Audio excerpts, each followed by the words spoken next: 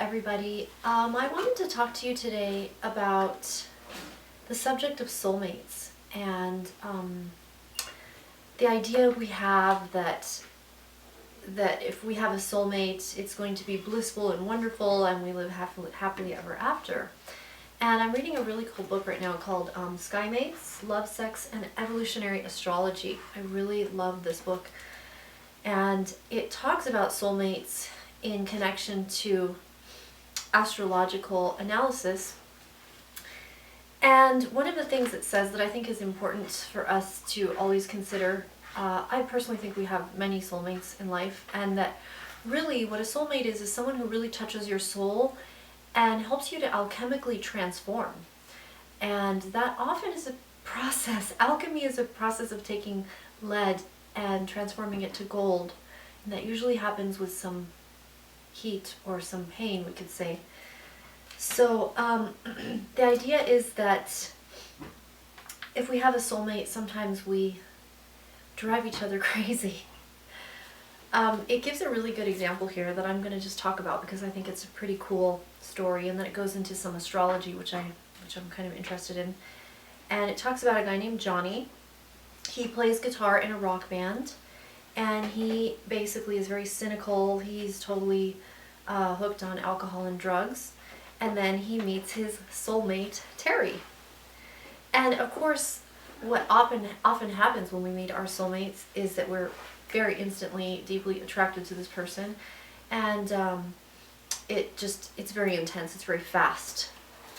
But what happens then is that Terry sees what Johnny could be, because soulmates see each other's potential, and soulmates also see through each other's ego and our armor, and it's always a two-way street. We're always growing together. We teach each other, we help each other to get through the armor that we've created. I'm going to be talking about armor in a lot of my videos, and I'm referring to the psychological character armor that was a term coined by the great psychologist Wilhelm Reich. So I'll probably talk about that whole subject in another video. But anyway, so the soulmate sees your higher self, your full potential, and she is, she's trying to confront him that he's not truly a decadent rock star, that he's something beyond that. Like, is this the highest truth that you know? What is your higher calling? And of course, this attacks his defenses, right? And the bargains he's made with the devil just to survive his childhood. And he has to face himself very deeply with this truth, because love, if it's true love, it sort of brings out truth. It speaks to truth, and it brings out the truth in us. And it's very difficult sometimes for us to face the truth. And again, this comes back to armor, because like Wilhelm Reich says, that the armor can't handle the charge of truth. It can only handle so much of a charge. So if somebody gives us too much truth at once, it might freak us out. We might not be able to handle that soulmate, but that is what the soulmate does. So Terry ends up saying, you know what, this is too much for me. You're too intense, and I like Sadie over here. She's much more mellow. She accepts me as I am. She doesn't barrage me with all these things of how I should change and what I should do. However, and Terry basically is like, okay, yeah, that's fine. I agree, we should break up, whatever. But Terry is also terrified, because she also is hiding behind her little veneer of being the mothering psychoanalyst or something like that. But deep down, she's actually a poet. She writes deeply passionate poetry, etc.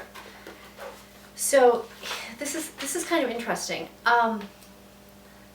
And Johnny can see through Terry's mask, of course, because we can see through each other. We can see the truth behind the masks that we wear. And she's also terrified because he can see through me. He can see the real me. That's kind of scary. So what the astrologer goes into here is how Johnny is a 4th house Pisces with a Sagittarius rising, which basically what that means is that his being as a Pisces is he's connected to a magical, mystical realm of imagination and creativity, but his ego never quite crystallized that. So if he were to come into his higher potential, he would realize that as a watery Pisces connected to the mystical realm, he's a natural oracle.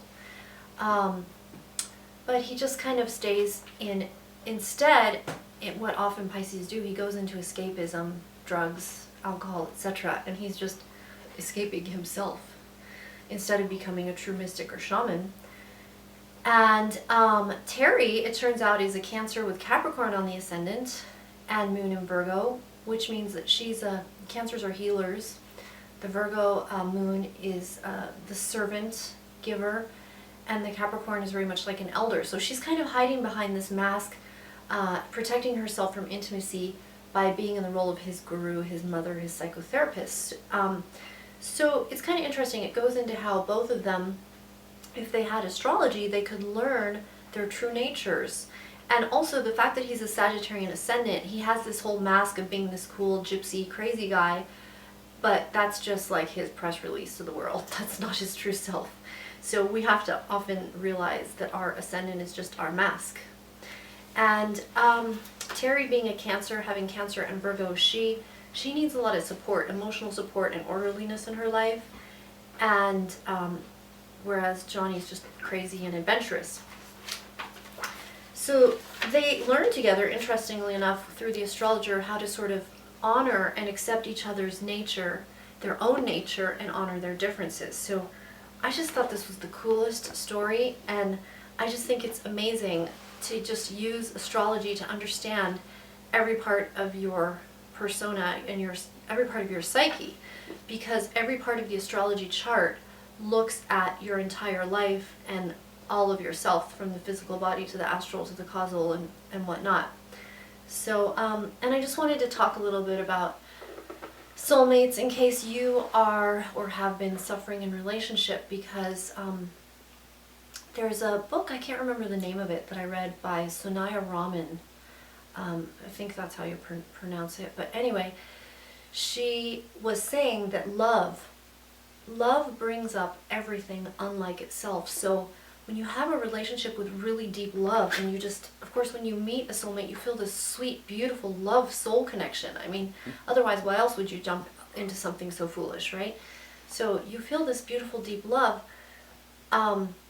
but the presence of the love itself precisely rattles our armor. It makes us take off our armor, and that's a very scary process. And sometimes it's very painful, and it will bring up wounds. It will bring up things that need to be healed. That's what love does. That's what soulmates do. They bring up all of the parts of us that need to be healed. So I would say just, it's really important to use different techniques, to be very conscious of what's going on and to work through what's going on. I like to use holodynamics, which is kind of similar to a shamanic form of retrieving the soul fragments. I think it's really important to actually retrieve your childhood wounds and consciously transform them to their higher potential. And I will talk about that in another video. But in any case, it's important to have some kind of process to be conscious of what's going on. Otherwise, you're just going to be grasping at straws. So hopefully this was helpful and interesting. And I shall talk to you soon. Aloha.